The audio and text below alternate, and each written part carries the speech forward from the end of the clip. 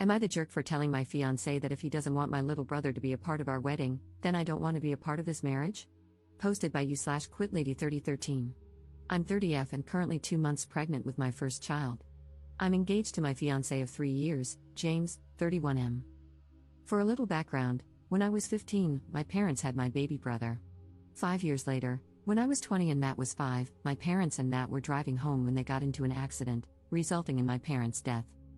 After the accident, I was completely devastated, but I had to pull myself together for my brother. The following month, I buried my parents, and with the help of my aunt and uncle, I applied for guardianship of my brother. It took about 7 months before I was approved. I had to secure a stable job and income, which I did, and proper housing for me and my brother, which I managed by using money from my inheritance to buy a house. It was difficult at first, working while looking after my brother, but over time, it became easier, though it still has its ups and downs. However, I would do it all over again for him. I met my fiancé when I was 27 at a gathering, and we just clicked. After 3 months of dating, he proposed. At first, I said no because I still had my brother to take care of, but after thinking it through, I said yes, and we agreed to wait until we were financially stable.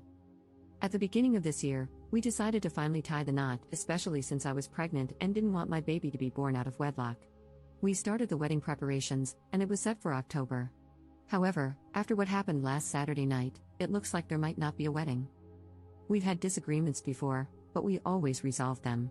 For example, when deciding on a wedding date, James initially wanted it on my brother's birthday. I had a problem with that because I wanted to throw my brother a big party for his 15th birthday.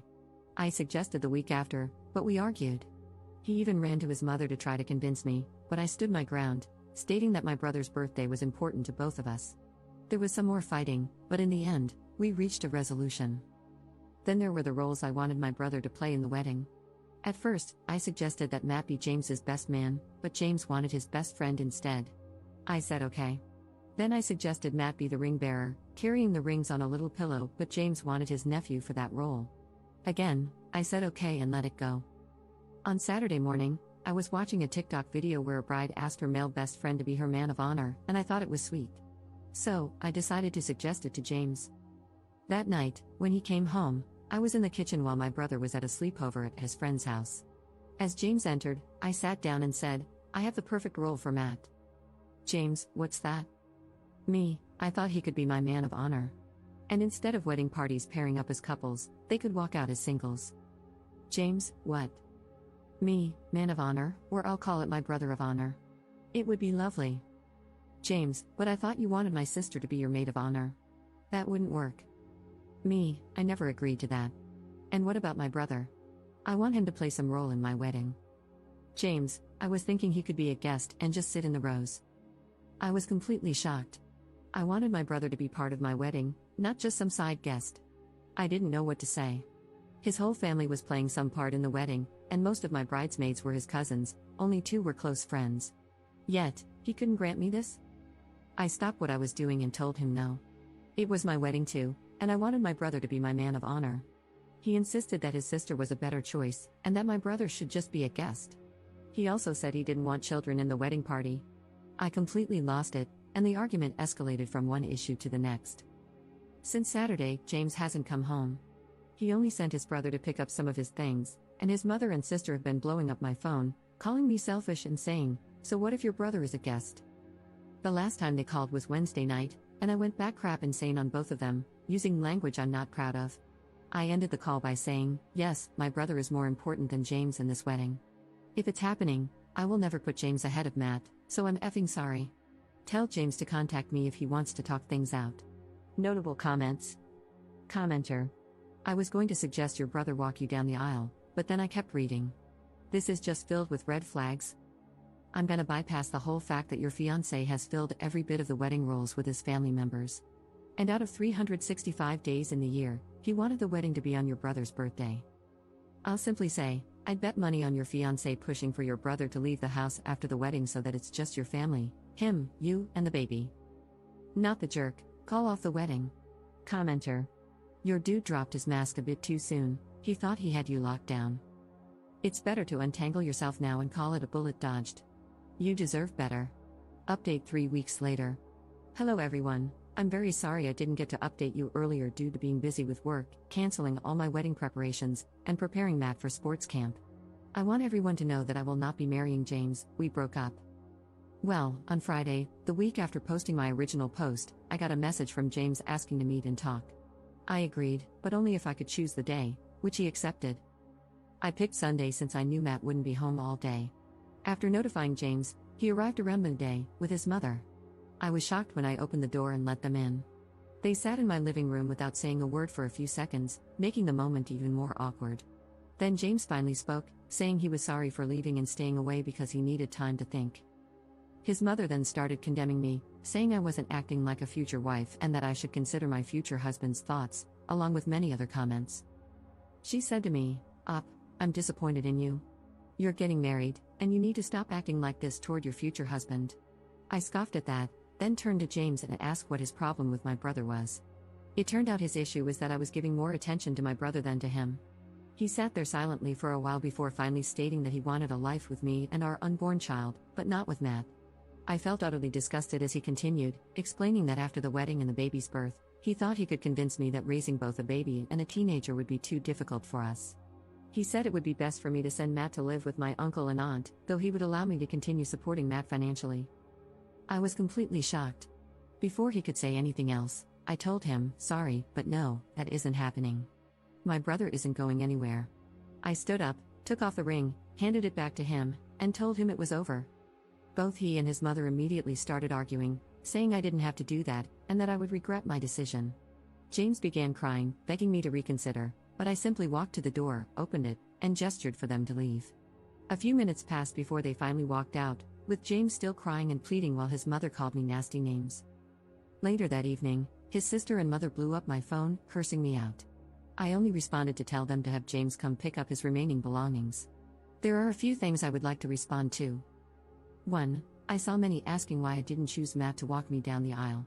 I gave my uncle, my father's older brother, the role because, after the funeral, he was there helping me obtain guardianship, and has been there over the years for both me and Matt. 2. Many of you advised me to terminate so I wouldn't have any ties to James, but I'm sorry, I had to think it through, and I don't want a termination. I decided to carry the baby to full term. 3. As many of you stated, I should sit down and talk to my brother to see if James ever mistreated him when I wasn't around, which I did. However, he said no, that James mostly ignored him, and he did the same. Plus, I also told him that the wedding is off. Relevant comments. Commenter. Get a lawyer now or leave the state before the baby is born. You do not want to deal with these people any more than absolutely necessary. Ops response. I will consider those options, but right now, I will focus on the pregnancy, my health, and my brother. Commenter. You've absolutely done the right thing in protecting Matt. But my question now is, what are you going to do about the baby since you're carrying to term? Are you going to give the baby up for adoption? Are you going to try to co-parent with James and his crazy family, who he clearly can't keep out of his business? Ops response. Thank you, but it's a no for adoption. If James doesn't step up, I've already raised a child alone, and I can do it again. Commenter.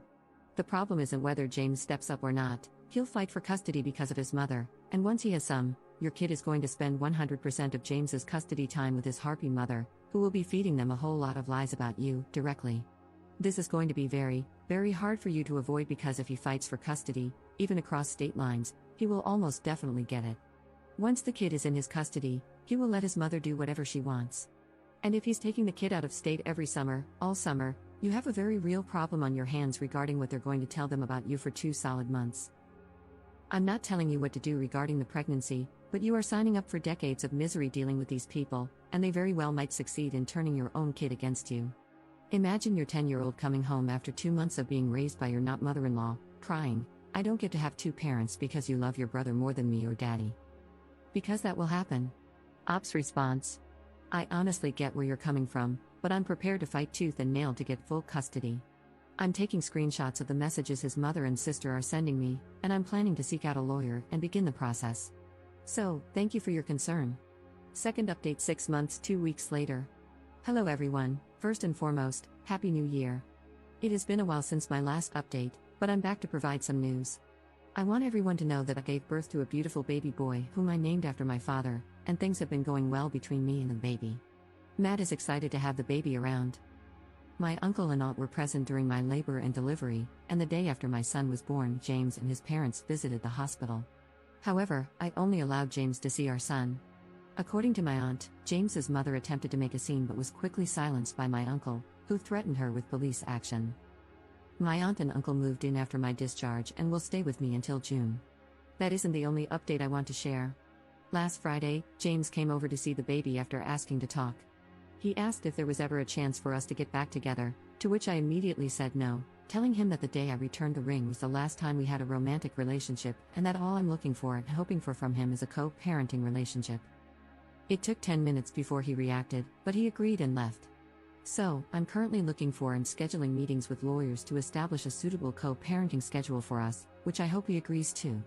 Aside from that, I'm looking forward to raising and providing for my baby and Matt so they can have the best life possible.